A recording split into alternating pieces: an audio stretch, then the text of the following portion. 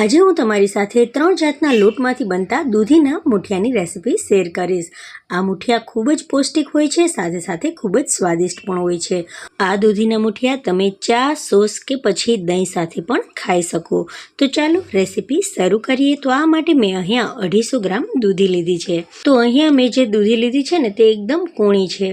જો જાડી દૂધી હોય અને તેના બી કઠણ હોય તો વચ્ચેનો જે પલ્પનો ભાગ હોય છે કઠણ બીવાળો એ કાઢી નાખવાનો।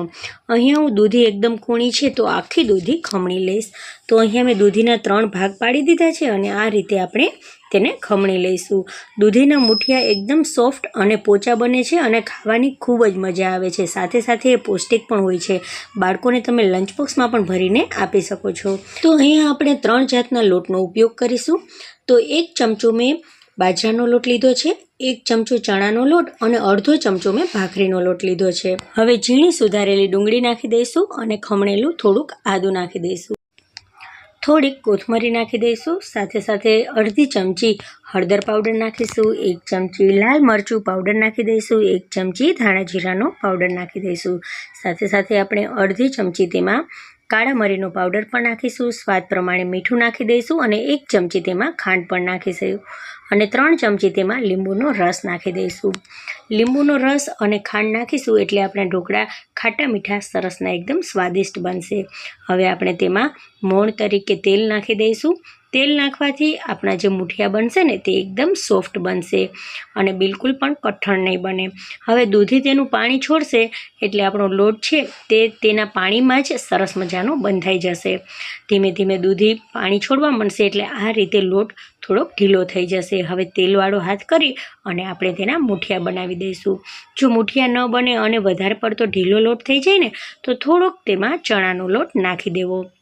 હવે અહીંયા મેં એક ઢોકળિયું લીધું છે, તેમાં પાણી રાખ્યું છે અને તે ગરમ થઈ ગયું છે। હવે ઢોકળિયામાં આપણે એક પછી એક મુઠિયા બનાવી અને બધા મુઠિયા તેમાં આ રીતે રાખી દઈશું। આ મુઠિયાને ચડતા 20 મિનિટનો સમય લાગે છે। તો હવે ઢાંકણને બંધ કરી અને 20 મિનિટ થવા દઈશું। 20 મિનિટ પછી આપણે ચેક કરી લઈશું કે મુઠિયા એકદમ સરસ મજાના બફાઈ ગયા છે કે નહીં।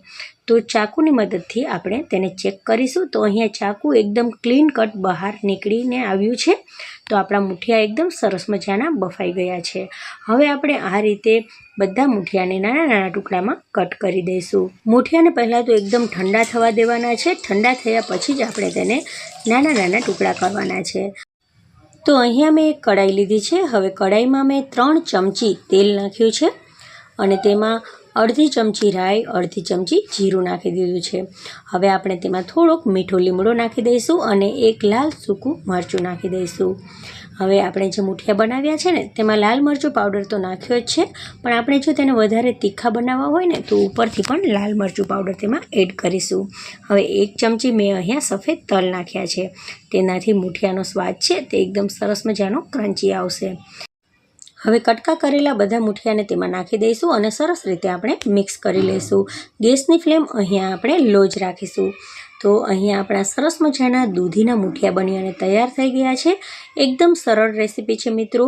તમને જો મારા દૂધીના મુઠિયાની રેસીપી ગમી હોય ને તો મારી ચેનલને લાઇક, શેર અને સબસ્ક્રાઈબ જરૂરથી કરજો। બેલ આઇકોનને પ્રેસ કરજો જેથી મારી નવી નવી રેસીપીઓના વિડીયો તમને સૌથી પહેલાં મળતા રહે। Thank you for watching. મળીએ નવી રેસીપી સાથે, ત્યાં સુધી બાય, ટેક કેર, જય હિન્દ।